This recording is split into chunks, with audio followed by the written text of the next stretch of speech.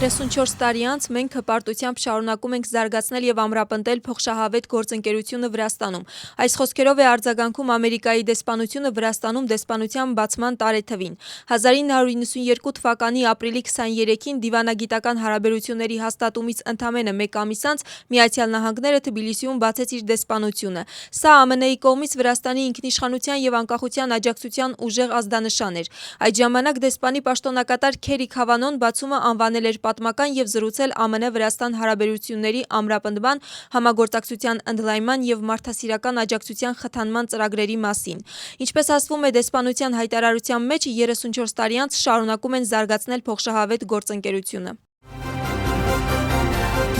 Եվրամիության դեսպանը հայտարարում է, որ չի կարելի թույլ տալ, որ հյուրընկալ վրացի ժողովուրդը վերադառնա բռնության, քաղաքացիական պատերազմի, աղքատության, ծանր կյանքի եւ կոռուպցիայի մութ ժամանակներ։ Պավել Հերչինսկու խոսքով Վրաստանը կանգնած է խաչմերուկում, նրա ապագան դեռ գրված չէ, սակայն առաջիկա շաբաթների եւ ամիսների ընթացքում կայացվող որոշումները կսահմանեն, պատկանում է արդյոք Վրաստանը եվրոպական երկրների ընտանիքին։ Նրա խոսքով Եվրամիությունն արդեն ընտրություն է կատարել, երբ Վրաստանին տրամադրել է թեկնածուի կարգավիճակ, սակայն այժմ ցավոք Վրաստանը այլևս ճիշտ ուղու վրա չէ։ Հերչինսկու այս հայտարարությունը տարածել է Net գազետին։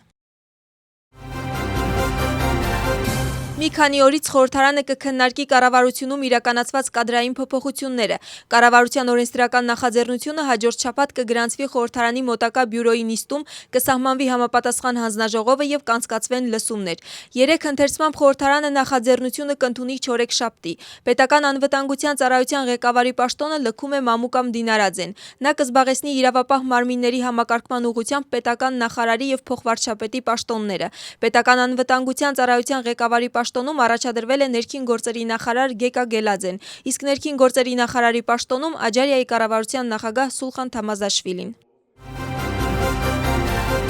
Ընդդիմադիր դաշինքում հակասությունները շարունակվում են։ Մի քանի օր է, ինչ սոցիալական ցանցերը սուր փոխադարձ մեղադրանքների եւ կոչերի կենտրոն են։ Առավոտից հերթական հայտարարությունն է տարածել Միխեիլ Սաակաշվիլին, որտեղ կարդում ենք. «Պետք է դադարեցնենք ռեժիմի կողմից ուղարկված սուբյեկտներից գումար ստանալը, իբր աննշան կոմպրոմիսների դիմաց։ Պետք է դադարեցնենք անձնական հաշվեհարդարները եւ թիրախավորենք Վրաստանի պատմության ամենակործանարար, ցինիկ եւ դաժան ռեժիմը ու ժողովրդի հետ միասին այն ուղարկենք մոռացության», գրել է Միխեիլ Սաակաշվիլին։ Ի պատասխան Թամար Չերգոլեիշվիլին հայտարարություն է տարածել, որտեղ նշվում է, որ Սաակաշվիլին այլևս ոչ ոքի չի հետաքրքրում, իսկ համաձայնությանը միանալը կամ այն լքելը կամավոր է։ Ազգային շարժումը չի բացառում ընդդիմադիր դաշինքը լքելը։ Նրանց խոսքով անընդունելի է ցանկացած հարձակում քաղաքական բանտարկյալների վրա, հատկապես երբ խոսքը վերաբերում է իրենց առաջնորդ Միխեիլ Սաակաշվիլիին։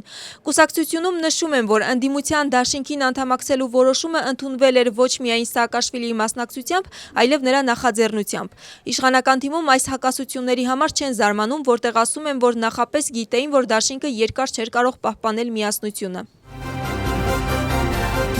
Թբիլիսիի պետական համալսարանը միջոցառումներով նշում է Իվանե Ջավախիշվիլիի ծննդյան 150-ամյակը։ Բացվել է Իվանե Ջավախիշվիլիի 150 գիտական կոնֆերանսը։ Առաջին մասնաշենքում Ջավախիշվիլիի անվան լսարանի մոտ հանդիսավոր կերպով բացվել է նրա կիսանդրին։ Միջոցառման ավարտին ներկայացվել է Իվանե Ջավախիշվիլիի վավերագրական ֆիլմը։ Հենց այսօր նախատեսված է նաև Ջավախիշվիլիին նվիրված հուշադրամի եւ փոստային նամականիշի շնորհանդեսը։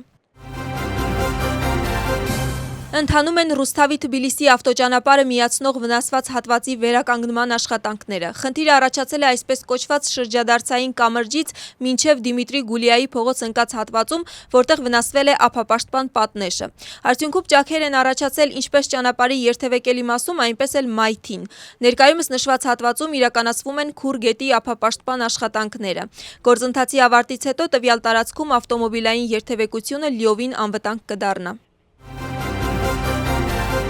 Սլովակա-վրացական զբոսաշրջության առաջին ֆորումը։ Նպատակն է Սլովակիայի հանրահռչակումը Վրաստանում եւ Վրաստանի Սլովակիայում, ինչպես նաեւ բիզնեսի զարգացումը, խթանումը կապերի հաստատման նպատակով։ Նշվել է, որ կարևոր է զբոսաշրջային հոսքերի աճը։ Դասական համերգներ Բաթումիում միջազգային փառատոնի շրջանակներում անցկացվել է հերթական երաժշտական երեկոն։ Համերգին մասնակցել են իտալացի ջութակահար եւ դիրիժոր Դամիանո Տոնիետտին, բանտոնեոնահար Ֆաբիո Ֆուրիան եւ Բաթումիի պետական երաժշտական կենտրոնի սիմֆոնիկ նվագախումբը։ Երեկոյին հնչել են համաշխարհային դասական երաժշտության գլուխգործոցներ։ Փառատոնը բացվել է ապրիլի 21-ին եւ կշարունակվի մինչեւ ապրիլի 24-ը ներառյալ։ Ամերիկան Իրանի հետ համաձայնության հասնելու համար հստակ ժամկետ չի սահմանել։ Սպիտակ տան մամուլի խոսնակի խոսքով Թրամփը պատրաստ է որոշակի ճկունություն ցուցաբերել։ Նրա խոսքով ԱՄՆ-ն կշարունակի իրանական նավերի եւ նավահանգիստների ծովային շրջափակումը։ Քերոլայն Լևիթը նշել է, որ գործողությունը արդյունավետ եւ հաջողությամբ է ընթանում։ Նրա խոսքով Դոնալդ Թրամփը Իրանի կողմից Հորմուզի նեղուցում 2 նավի ձերբակալումը չի համարում հրադադարի խախտում։